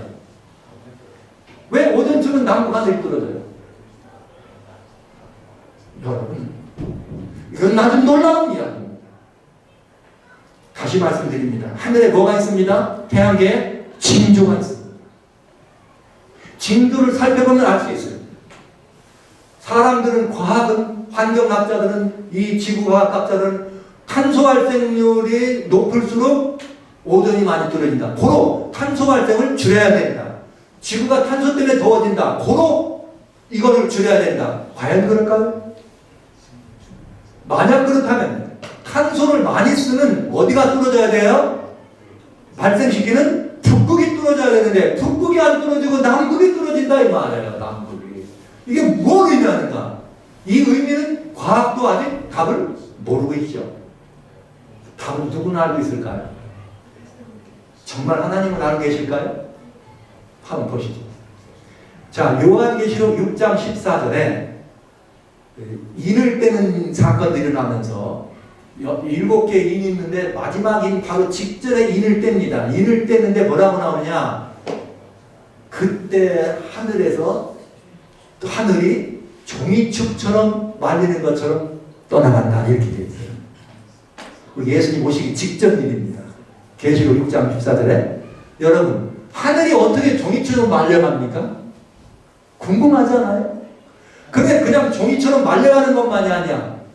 베드로후서라고 하는 성경 3장 10절에 그날에 보세요. 하늘이 큰 소리로 떠나가고, 계시록은 종이추처럼 말려간다 그러더니 이번에는 하늘이 어떡한대요? 떠내려간대, 소리나면서. 그런데 하늘이 물러가면 체질이, 땅이죠. 체질이 어떻게 된다? 뜨거운 불에 풀어진다. 이 말은 하늘이 물러가면 땅이 어떻게 된다? 더워진다. 자, 어떻게 말씀드렸어요? 재앙이 그냥 나팔로 3분의 1 정도는 떠내려가도 된다 안 된다? 기회가 있다. 그러나 이게 다 떨어지면 지구가 어떻게 된다고요? 뜨거운 불에 풀어진다. 여러분 답이 여기 있습니다. 모든 짐이 물러가면 지구는 어떻게 될까요? 더워집니다. 이게 문제입니다. 그런데 왜 남극 하늘에서 뚫어졌을까요? 여러분, 이게 지금 무슨 징조입니까? 하늘의 징조 아닙니까? 하늘이 물러가면 땅이 더워진다. 지금 하늘이 점점점 뭐하고 있다는 거예요? 물러가고 있다고. 점점점. 그럼 땅이 더워진다고. 그럼 하나님 뭐라고 하시는 거예요?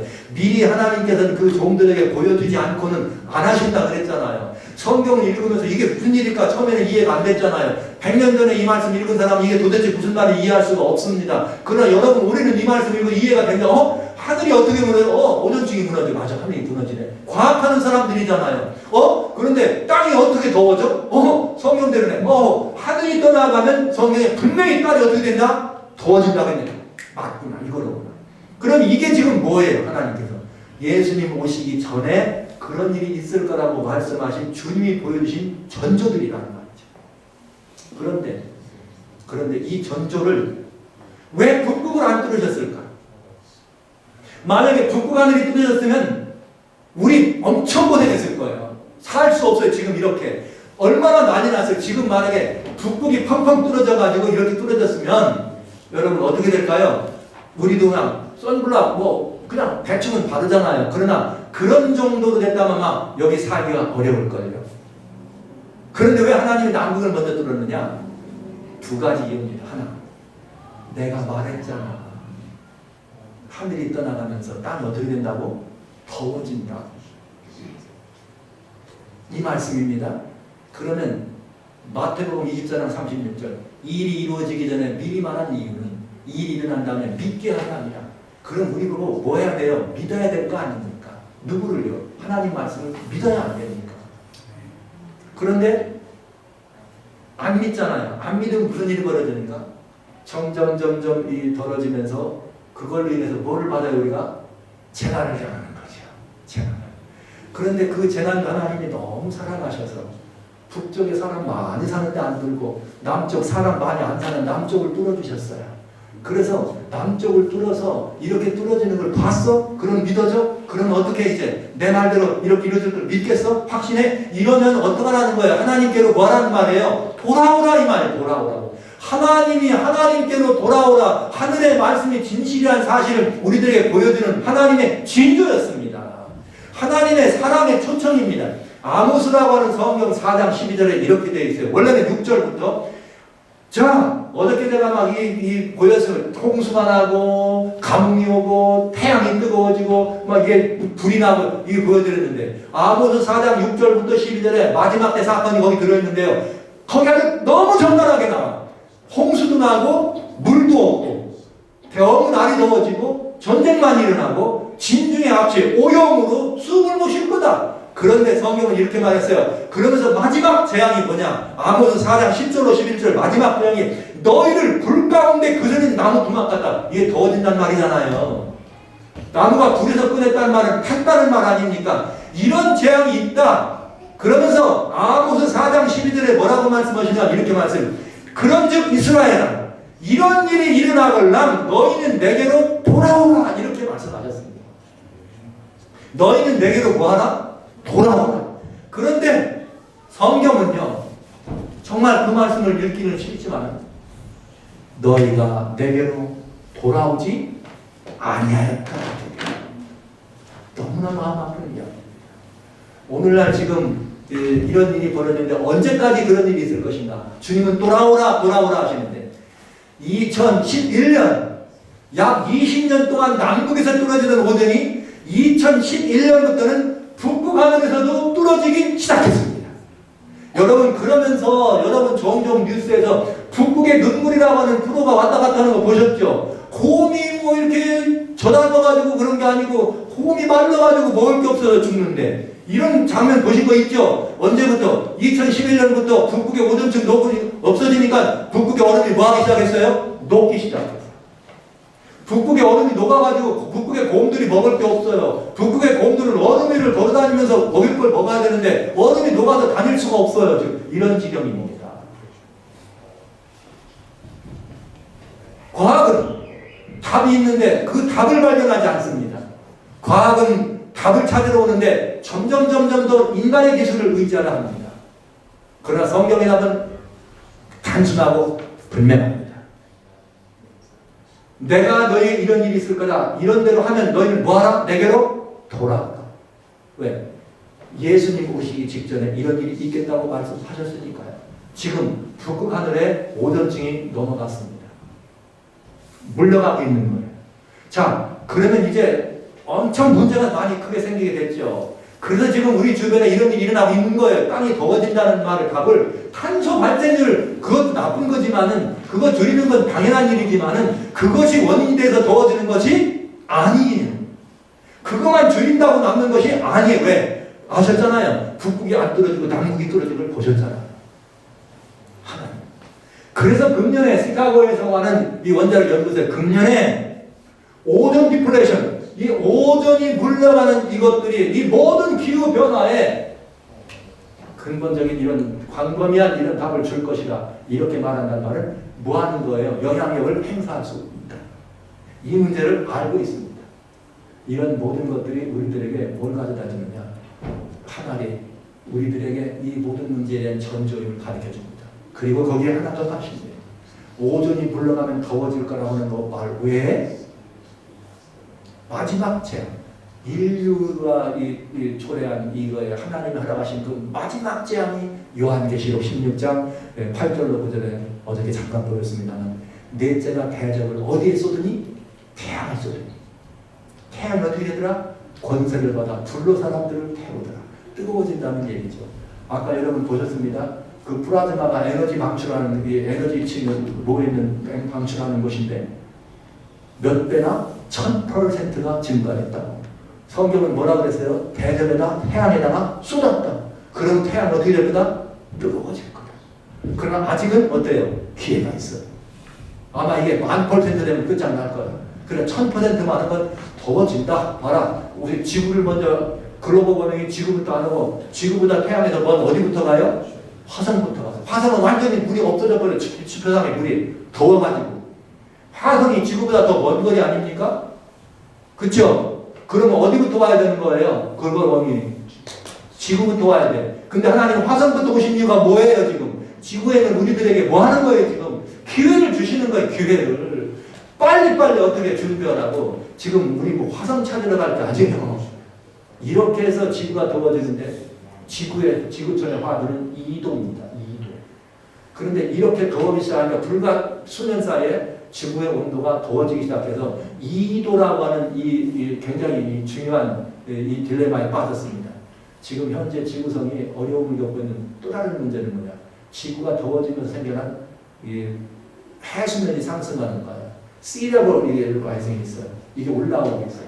여러분, 지구에 현재 있는 그 대도시들을 중심으로 이렇게 이 도시가 있다면 아직은 이 해수면 올라오는 게 위협이 안 되는데요. 만약에 지구의 이 해수면이 2피트 60cm만 올라오면 지구에 있는 대형 도시들이 많이 물에 잠깁니다. 많이 물에 잠겨요. 다 지구에 있는 이 빙하들입니다. 빙하의 10%, 빙하의 10%만 녹으면 얼마가 올라가느냐? 3피트가 올라갑니다. 그래서 씨레벨이 3피트가 올라가면 아까 지구에 있는 도시들의 거의 많은 도시들이 잠기는 걸 보셨습니다. 그런데요, 이렇게 3피트 정도 올라가면 어느 정도 되느냐? 수억이, 100억 밀리언이니까 수억이죠. 수억의 생명들을 물에 잠길 수밖에 없는, 여기 3피트 올라가면 해안선에서 약 150km 도시가 물에 잠깁니다. 무서운 일입니다. 그런데요, 그린랜드, 지금 그린랜드가 녹는다 그랬죠. 2도 올라가면 그린랜드 다 녹는다 그랬죠. 2도 올라가서 그린랜드의 얼음이 녹으면, 그린랜드 하나만 녹으면 20피트가 올라갑니다. 해수면이. 20피트면은 어느 정도냐? 미국 여기 플로리다에 템파 있죠. 그 템파 도시가 완전히 물에 잠길 만큼 올라가는 것입니다. 이미 지금 여러분 이런 현상 보시잖아요. 잘 나간 해수욕장들 지금 이 물에 덮여가지고 지금 이렇게 모래바닥이 줄어들고, 여러분 마이애미는 그냥 도로 가보시죠. 도로 가보시면 양수기, 불편에는 양수기 대놓고 그냥 살아야 되잖아요. 지금 그 좋은 휴양지가 지금 없어지고, 마샬 군대는 물에 잡힌다고 지금 마샬 군대 있는 사람들을 곧 소개하는 소개력이 내릴 이제 이 배까지 이 상황이 왔습니다. 어떤 일입니까 이게 지금 해안선에서 150km, 200km가 물에 잠길 수밖에 없는 그런 온도가 2도. 그런데 지구는 지금 부분적으로는 2도가 넘어가고 평균 온도는 아직 2도가 안 되지만 이렇게 위험한 이 상황이 우리 앞에 서 있게 됐습니다. 사랑하십니다. 사람들은 보입니다. 보여서 위험하다고 경고합니다. 그러나 과학이 이 사실을 얘기하고 우리 사람의 손으로 어떤 것들을 해보려고 노력하고 애를 쓰지만 그 노력에 대한 대가가 여기서 어떻게 이 응답을 받을 수 있는가? 부분적으로는 응답받을 수가 있겠습니다. 그러나 이 부분적으로 응답받을 수 있는 그거 가지고 되지 않습니다. 이미 2010년부터 지구의 위기가 10년 안에 다가올 지구의 위기를 얘기하면서 작년에는 2030년까지 이제는 파국적인 이런 그런 현상이 일어날 수밖에 없다 이렇게 말하는 것처럼 지금 연년 매년마다 레코드 브레이킹 이런 그 온도 상승을 우리는 보게 되고 있는 거죠. 이런 모든 것들이 광범위한 지구촌의 대재앙으로 우리 곁에 다가오는 이유는 무엇인가? 여러분, 재난을 겪는 이유는, 우리가 재난을 겪는 이유는 하나님께 받는 회초리라고 생각해요. 근데 그 사실은 그렇지 않죠. 이 환경을 많이 망가뜨린 건 우리가 망가뜨린 거지 하나님이 망가뜨리신 건 아니잖아요. 그러나 그렇게 해서 초래된 이런 모든 재난이지만 이 재난을 통해서 하나님이 원하시는 건 뭐냐? 내게로 돌아오라는 것이. 내게로 돌아오라는 것. 지금 모든 이 지구과학이 말하는 것처럼 환경 문제, 대부분이 글로벌 워밍, 씨레벨 올라가는 거, 그 다음에 뭐 탄소 에미션, 이런 모든 것들이 하나의 문제입니다. 지구를 위협하고 있는 첫 번째 위험 요소, 솔라 플레어를 그러는 태양에서 다가오고 있는 다양한 이런 현상들이 지구촌을 위협하고 있다는 것입니다. 자, 이렇기 때문에 팍스에서는 역사가 마지막에 가까웠는가? 답은 뭐라? 그렇다. 우리에게는 얼마나 많은 시간이 있는가? 우리는 이미 글로벌 워밍의 2도라고 하는 온도가 이미 작년 2018년에 평균 온도가 1도가 올랐습니다. 그럼 이제 그 1도 오르는 데는 오래 걸렸지만 또 나머지 1도 오르는 데는 금방 올라간다. 이 10년 걸려서 2도 만들려고 했는데 5년 만에 1도 올랐으면 이제 얼마나 될지 모르겠어요. 자, 이렇게 해서 이런 모든 것들은 다 무엇인가? 주님께서 우리들에게 보여주신 예수님이 다시 오시기 직전에 보여주시겠다는 재림의 무엇입니다? 징조일 수밖에 없습니다. 여러분, 지구의 금년에 시카고에서 이야기하고 있는 이 둠스데이 클락은 몇 분 전으로 갈까요? 작년엔 2분 전. 그 지구 역사를 말하는 운명의 시계, 지구의 종말 시계가 2분 전으로 있던 때는 미소간에 동서간에 원자탄으로 서로 쏘느니 마느니 할 때 1953년도에 최고도 2도였습니다. 그리고 지금까지 이 2분은 간 적이 없는데 2018년 작년부터 2분 전입니다. 근데 금년엔 여러분 어떻습니까? 자, 여러분 시계는 어때요? 제가 만든 시계는 몇 분 전이 아닌 것 같은데, 그죠? 제가 만든 시계는 몇 분 전이 아니고 몇 초 전인 것 같아요. 왜냐하면 현상이 지금 그렇다. 왜? 매년 일어나고 있는 현상이 너무너무 급하다. 그럼 이게 무엇을 말하는가? 중요한 의미가 여기에 있어요. 성도 여러분. 다시 말씀드리지만 이런 재난들이 일어날 때 하나님이 재난을 맞을 만한 데다 두시지 않고 저 먼 데서부터 일어나 돌아왔고 언제까지나 남북에서 뚫으시더니 계속 남북만 하는 게 아니라 결국은 북극으로 건너와서 북극이 뚫고 북극 얼음이 녹고 있어 지금 쇄빙선이 없지 않습니까? 북극선에 쇄빙선이 없었고 명태자 몇은 사람들이 이제는 어디로 가야 되는 거예요 지금? 이 난리만 안 가는데 산업사회까지도 난리를 지금 주는 이런 대단한 문제를 지금 일으키고 있고 당면하고 있다 이 말입니다. 이런 현상들은 뭘 말하느냐 이런 현상들 지구촌의 시계가 이런 현상들은 뭘 믿어줍니까? 바로 이것이죠.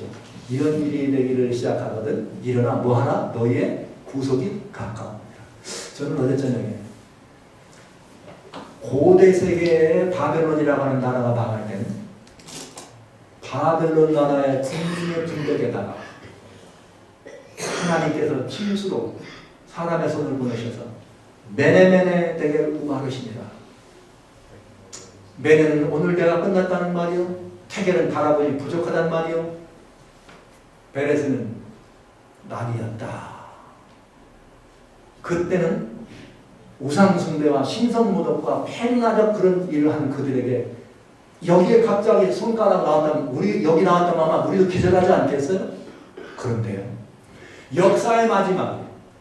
역사의 마지막에 하나님은 우리가 살고 있는 이 거대 도시들을 바벨론이라고 말씀하셨습니다. 그러면 이 거대 도시의 분벽은 어디입니까? 거대 도시의 분벽 어디가 분벽입니까? 왕분벽입니까? 느부갓네살 임금이 있던 벨사살 임금이 있던 데는 이런 울타리가 있는 것이지만 오늘 이 인류가 살고 있는 이 바벨론은 어디가 이 바벨론 도성 큰 성 바벨론은 울타리가 있어요? 없어요? 없습니다. 그러면 주님이 어디다가 메네메네 되게 우바르시를 쓰실까요? 어디다가요? 하늘에 쓰시지 않겠습니까? 그것이 무슨 말이냐? 하늘에 징조를 줬단 말이 하늘에 기록된 메네 되게 우바르시니라 이 소리입니다. 이 땅에 있는 많은 산들이 터지고 바다가 들끓고 일어나고 깨지고 땅들이 서로 물러가고 화재가 나서 캘리포니아가 수십만 헥타르씩 타버리고 말이죠. 수많은 사람들이 재산을 잃는 것만이 아니라 목숨을 잃어가고요. 많은 도시들이 불에 잠기고 많은 도시들이 태풍을 만나가지고 다시 복구물 고난의 사카를 이렇게 지나가는 이런 모든 것들은 바벨론 성중에다 썼던 메네 데겔 우바르신이라는 글씨를 하나님이 직접 쓰시고 있다는 사실입니다. 여러분. 그렇기 때문에 이런 일들을 보거든 뭐 하라는 거예요? 이런 일들을 보면 머리를 들라는 거죠. 지금 우리는 늦출 수 있는 시간이 없습니다. 제가 여러분들에게 보여드린 것은 그냥 제가 그냥 자세하게 이렇게 몇 가지만 이렇게 보여드린 것은 왜 보여드린 거냐? 이런 일이 지금 우리 주변에 있다고 하는 것이에요. 이것이 점점 3분의 1 정도로만 되는 것이 아니라 전 지구적 재난의 모습으로 커나가고 있다는 것입니다. 그렇게 해서 완전히 전 지구가 커버되면 우리에겐 기회가 있다 없다? 없다. 그러나 아직도 지금은 어떻게 됩니다? 기회가 있다. 남극에서 북극으로 오존층이 뚫어지는 것이 올라오는데 20년 주님 기회 주셨습니다. 북극이 2011년부터 뚫어집니다. 그럼 또 다른 20년 주실까요? 여러분 어떻게 생각하세요? 사람의 눈으로 봐도 2030년 정도면 완전히 이런 정도 상태는 지구가 어떻게 된다고요? 완전히 파국적 기후변화가 일어날 것이다. 우리가 못 살아요, 인생이. 그거를 과학은 알기 때문에 어디로 발걸음을 옮기자? 화성으로라도 가자. 저는 어떻게 해야 될까 걱정 한번 해봤네요. 해야겠네. 왜요? 그냥은 못 갈 거네. 거기 가는 데는 뭐 여기서 한국 가는 데는 1000불이면 가지만 여기서 한국 가는 데는 얼마를 들어야 될까요? 네? 그래도 그렇게 해서 가서 살 수만 있다면 집 다 팔아서라도 가야 안 되겠습니까? 그치요? 그러나 없는 사람은 하네요. 그죠? 여러분 지금 우리가 서 있는 이 시대는 아직도 희망이 있는 시대입니다. 하나님이 우리들에게 이런 모든 것들을 보여주시는 이유는 돌아오라. 누구에게 돌아오라? 내게로 돌아오라. 이것이 주님이 우리에게 보여주시는 사인입니다. 이것 때문에 하나님께서 그 일을 행하는 것이죠. 그런데 인류는 하나님께로 돌아가면 답이 되는데 누구에게 돌아간대요? 화성으로 간대요. 그러면 지금 답을 찾아가고 있는 거예요. 답을 포기하고 있는 거예요. 여러분, 화성 가는 것이 희망으로 보입니까? 그것이 희망이면 돈 많이 버셔야 돼. 돈 많이 버셔야 돼. 그런데 그쪽 쳐다보고 있는 동안 여기는 뭐라고 써 있다고요? 메네메네 데겔 우바르시니라. 그날 밤 주님은 역사의 마감을 고대 바벨론에게 던져주셨던 것처럼 어쩌면 오늘 우리는 이 시대에, 불행하게도 우리 시대에 그런 역사적 대격변을 겪을 수밖에 없는 시대의 한 법관을 우리가 지나가고 있는 것 같습니다.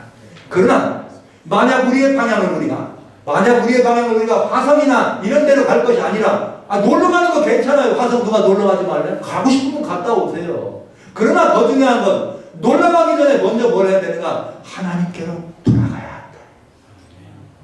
주님께로 돌아가야 합니다.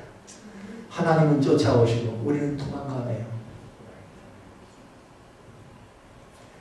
제가 이 말씀을, 하나님 쫓아오신다는 말씀을 하니까 갑자기 이 어릴 적 생각이 나네요.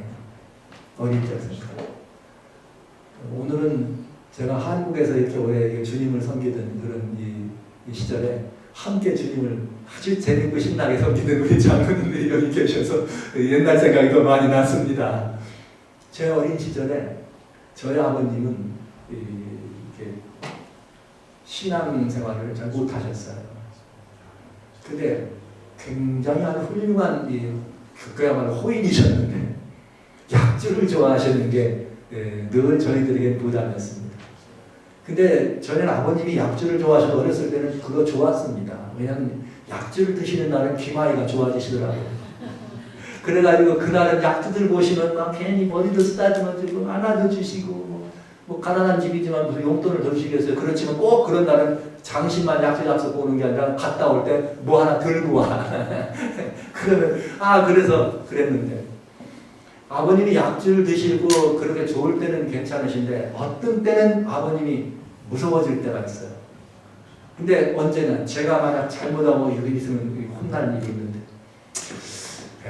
저희가 학교가 끝나고 집에 들어가는 길에 이 술을 만드는 양조장이 있습니다. 양조장이. 그 양조장이 있는데 저희 아버님은 약주를 답쓰셨지만 늘 저희 보고 너희는 절대로 양조장 앞으로 돌아가면 안 된다 이거예요. 학교 끝나고 집에 갈 땐 그게 대로거든요. 그냥 가면 되는 거. 양조장 옆에 있는데 양조장이 여기 있는데 왜 절대로 거기로 가지 말고 꼭 양조장을 피해서 돌아가라. 절대로 양조장 앞에 가면 안 된다. 그게 아버님의 아주 명령이셨어요. 그래서 이제 양조장을 늘 바로는 못 가고 돌아가는 거죠. 근데 그날은 조금 학교가 일찍 끝나니까 빨리 집에 가서 친구들하고 놀고 싶어가지고 지금쯤이면 제가 양조장 앞에 간다 한들 저희 아버지가 뭐 맨날 거기 계신 건 아니잖아요. 그래서 괜찮을 거다 생각하고 양조장 앞으로 달려서 얼른 갔지요. 거기를 지날 때는 손살같이 달려가는 가지고 봐도 못 본 척 해달라고. 근데 그날 저녁나절에 저희 아버님이 해가 뉘엿뉘엿 넘어갈 무렵 됐는데 동네 밖에서 제 이름을 부르셔요. 그런 때는 문제가 난 일이에요.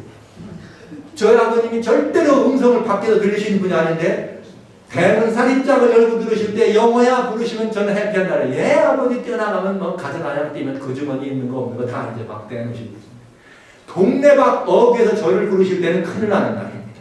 그날따라 저희 아버님이 저 밖에서부터 제 이름을 크게 불러보시네. 영호야. 제가 그날 큰일 났구나. 이게 무슨 날나 보다. 근데 저는 제가 양조장 앞에 지나간 걸 까먹었죠. 그래서 아버지가 오시니까 화가 난 아버님을 달래드리려면 그냥 빨리 달려가서 부르실 때 빨리 가서 아양을 더 떨어가지고 그냥 해가지고 모시고 와야 되는 거 아닙니까? 그래서 제가 또 가가지고 아버지 막 근데 저희 아버님 표정이 안 풀어지네요. 그리고 계속 제 뒤를 따라오시는데 금방이라도 뭐가 뒤에서 날라올 것 같아요. 그래서 제가 집 안으로 이렇게 들어가는 순간 저를 문 앞에서 아버지가 딱 가로막으시고 이놈! 갑자기 너 왜 양조장 앞에 오지 말라는데 거기를 지나가냐. 불쌍! 저희 아버지 약주를 좋아하시지만 맨날 잡수시는 건 아니에요. 어쩌다 잡수셨지. 그날 친구분들을 만나셔가지고 그 양조장에 가셨대요. 그래서 양주장에서 뭐라고 얘기했냐. 우리 아들은 말이야 내가 여기 앞으로 다니지도 말라고 그랬어. 그랬는데 그 얘기 끝나자마자 회복 봤더니 두 가지 나가. 아, 이게 참 희한한 일입니다. 그래가지고 저희 아버지가 그러니 뭐라고 하실 말씀이 없어가지고 그때부터 화가 치밀어 오르신 거야. 그래서 보통 때보다 더 잡수시고 보통 때보다 더 많이 이렇게 이 열을 품으신 다음에 오신 겁니다. 그러면서 저희 아버님이 한 번도 제가 이렇게 맞고 자란 적이 없어요. 저희 아버님이 아무래도. 근데 그날은 정말 친구 앞에서 많이 그렇게 좀 그러셔가지고 더 속상했던 모양이야. 저를 그날은 제가 아는 분들이 왜 그랬냐고 말씀하시면서 제가 어렸을 때 저희 아버님 손을 번쩍 드는데 보니까 이 손이 갑자기 얼마나 지나면 손뚜껑만 해지더라고요. 기분에. 그 손으로 저를 한 대 이제 때리시려고 할 것 같아요. 그런데 제가 약은 사람이거든요. 아버님 약주를 잡섰는데 아이고 제가 아버지가 손을 들고 화를 내시는 순간 제가 이렇게 뒷걸음질을 쳐요. 뒷걸음질 쳐서 어디로 갔느냐. 옛날 시골집은 앞으로 들어가고 바로 뒤에 가면 뒷마당으로 나가는 문이 있습니다. 근데 문고리를 이렇게 생긴 거를 걸어놓잖아요. 그게 저희 아버님이 뭐라고 말씀하시는데 내가 뒤로 가가지고 이렇게 문에다 대고 서갖고 요걸로 문고리를 살짝 제껴놨거든요. 여차하면 도망가려고. 그래서 저희 아버님이 드디어 손을 들고 저를 한 대 자식만이 하면서 때리려 하는 순간 저는 가만히 있다가 처음부터 도망가면 붙잡히잖아요. 막 손을 내리차서서 이미 제가 맞아야지만 아버지가 이게 딱 이 몸이 안에 들어져. 그런데 이게 내리쳤는데 제가 움직이면 아버지가 약주 잡수니까 잘못하면 몸이 좀 이렇게 기울을 수 있죠. 딱 하는 순간 제가 피하는 것처럼 뒤로 넘어졌더니 문이 열리더라고요. 제가 열은 거 아닙니다. 문이 열리더라고요. 그래서 문이 열리길래 홀딱 뛰어가지고 밖으로 싹 뛰었죠. 근데 불사 옛날 시골 분들이 빨래를 많이 나는 시골 말을 제가 써야 되겠습니다. 삐삐선줄이라고 했어요. 새카만 전깃줄. 새카만 전깃줄을 삐삐선줄이라고 했는데 그 새카만 전깃줄로 걸어놓고 거기다 빨래를 넣는 거죠. 왜 음다리를 말이야? 옛날에 다리미질 하잖아요. 풀다리미. 풀에. 그러려면 음지에다 말려야지만 이게 다리미질 잘 된다. 거기다 말리시는. 그걸 모르고 제가 뛰는 바람에 어두워서 여기에 탁 걸리는 거예요. 그래서 막 공중제비를 해가지고 제가 탁 떨어졌는데 아까는 어깨만 밀었더니 슬쩍 문이 열려주더니 이번에는 바로 그 문고리 열린 게 바닥에 문이 딱 문턱까지만 와야지 더 들어오면 안 되니까 더 못 들어오게 거기다 뭘 박아놓잖아요. 문 밀려 들어오지 말라고.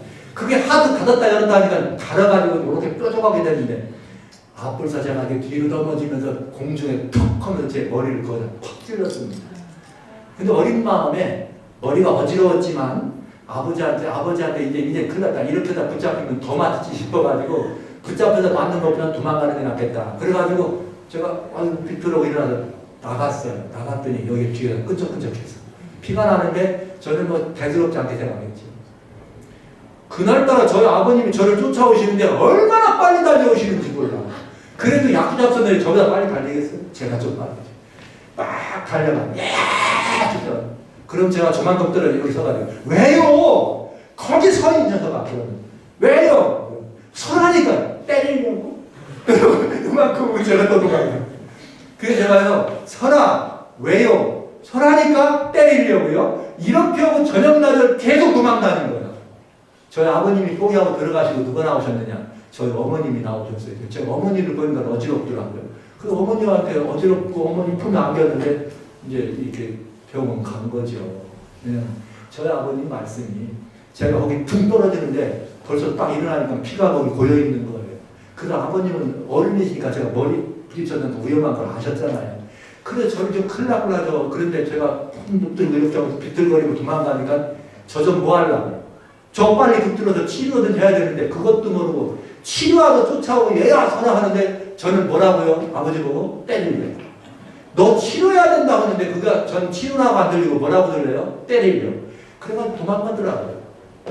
제가 그 어린 시절을 이렇게 지금 생각하면서 우리 주변에 일어나는 일들, 우리를 아프게 하거나 우리를 죽게 하거나 일들을 고난 중에 몰아넣기 위한 하나님의 애가 아닙니다.